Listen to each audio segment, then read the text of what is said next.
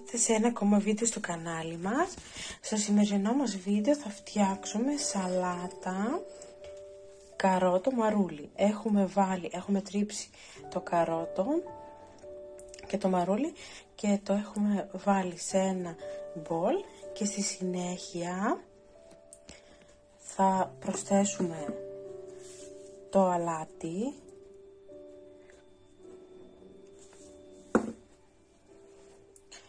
το λεμόνι,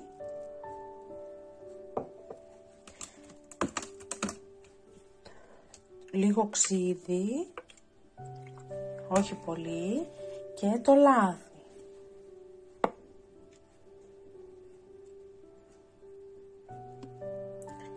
Και ήρθε η ώρα με ένα κουταλάκι να ανακατέψουμε την σαλάτα μας. Ανακατεύουμε τη σαλάτα μας για να πάνε παντού όλα τα υλικά.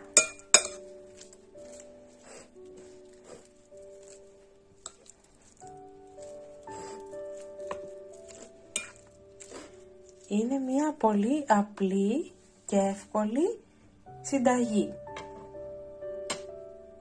Αν σας άρεσε η συνταγή μας, μπορείτε να κάνετε like, εγγραφή και να συνεχίζετε να μας παρακολουθείτε.